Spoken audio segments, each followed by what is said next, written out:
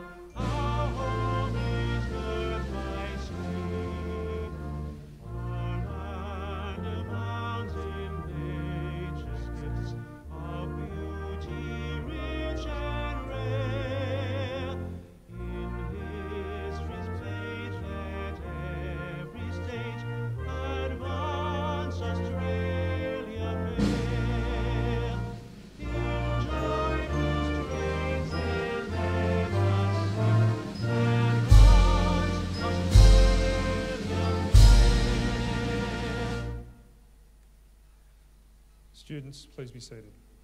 If you're able, please be seated.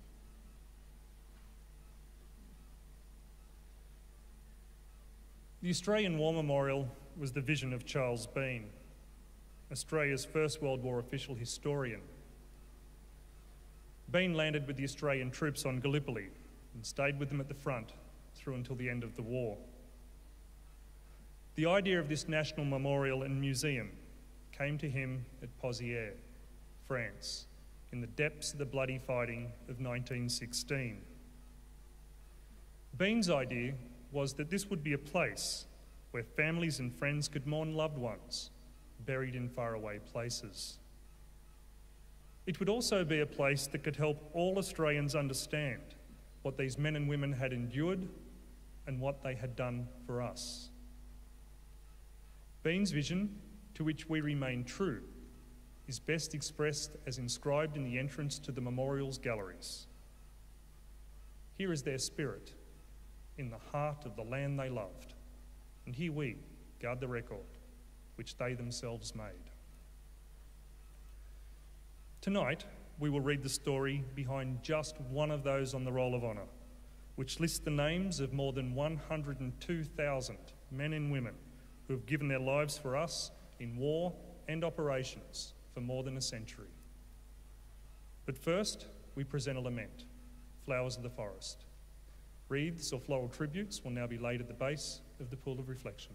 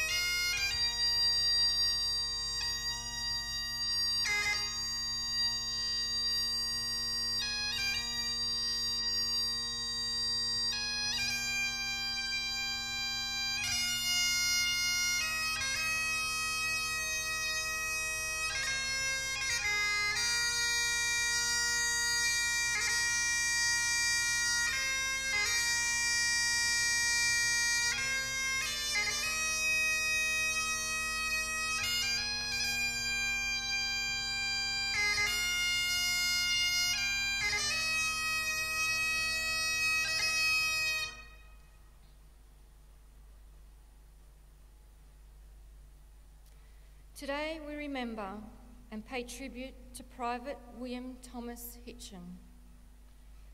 William Hitchen was born in 1864 in Mudgee, New South Wales, to George Hitchen, an immigrant from Lancashire, Scotland, and his wife Catherine. His father had come to Australia to try his luck in the gold rush of 1840 and went on to run hotels at Corowina, Collie and Peak.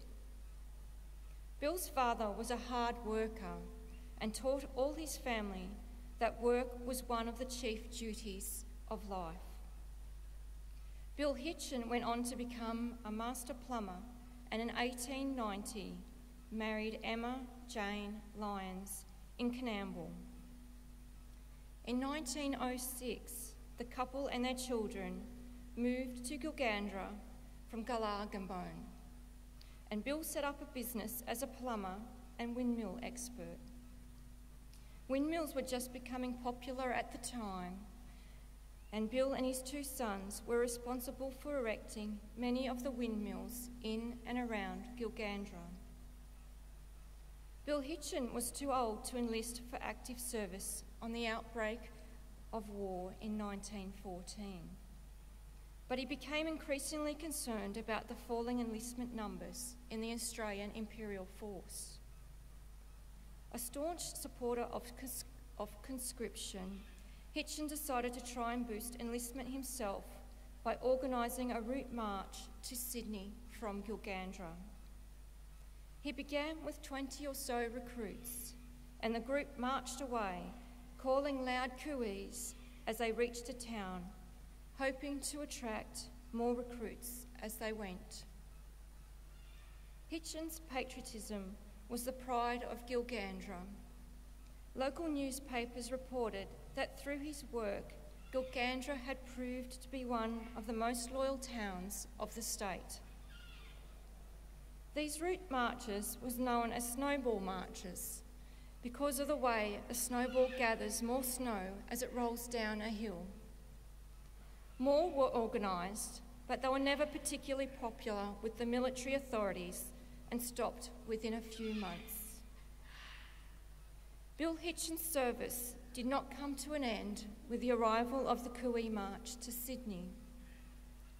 Having marched the whole way, the 51-year-old lied about his age, saying he was 44 and enlisted for active service. He passed the medical exam and was posted to the 45th Battalion. He left Sydney for active service overseas on the 14th of April 1916. Just weeks after arriving in England, Private Bill Hitchen fell ill. He was taken to the Australian Military Hospital in Harefield, just outside of London, and died there from malignant skin cancer on the 3rd of September 1916. Hitchen was in hospital with Private Albert Tracy, a young man from Gilgandra who had known Bill all his life.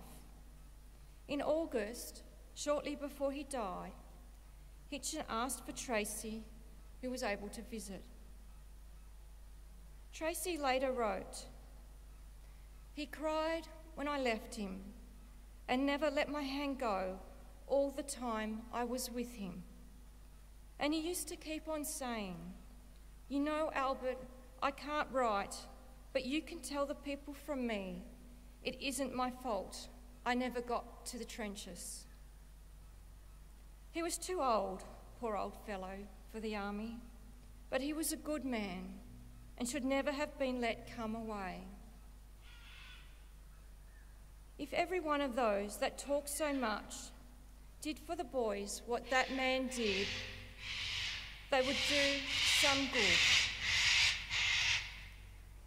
His whole heart and soul were with the army.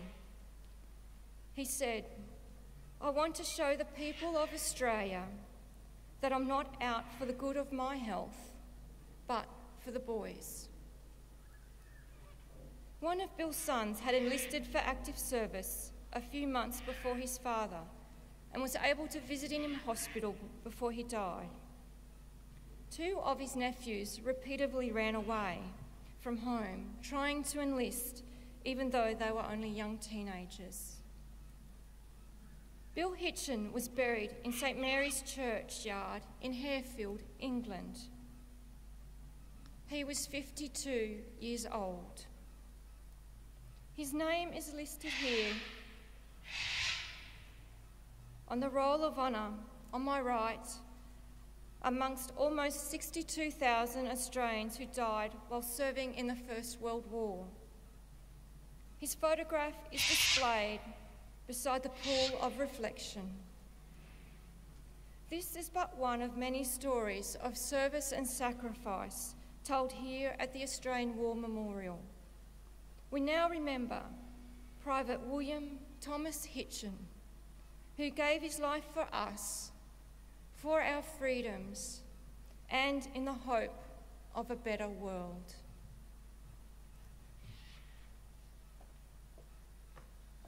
Please stand for the reading of the Ode and the sounding of the last post.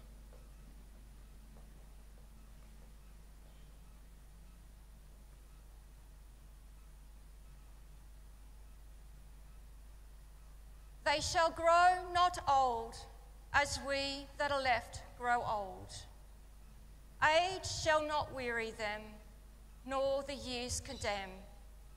At the going down of the sun, and in the morning, we will remember them. We will remember them.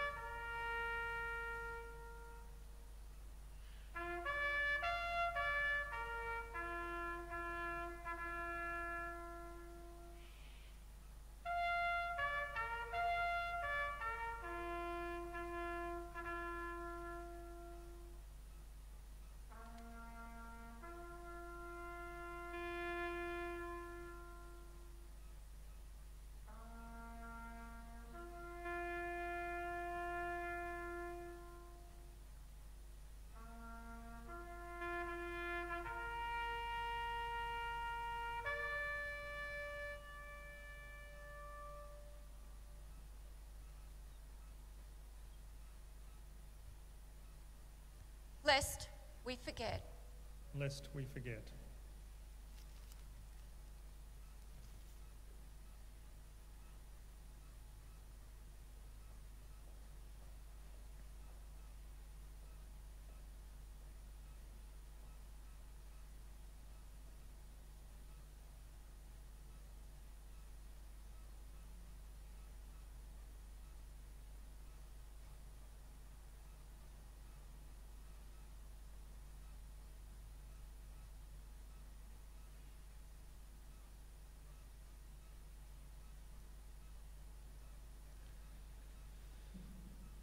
We leave you this evening with the words of the memorial's founder, Charles Bean. Many a man lying out there at Pozières, or in the low scrub at Gallipoli, with his poor, tired senses barely working through the fever of his brain, has thought in his last moments, well, it's over. But in Australia, they will be proud of this. Ladies and gentlemen, girls and boys, that concludes the last post ceremony. We thank you all for visiting the Australian War Memorial and wish you all a very good evening. Thank you.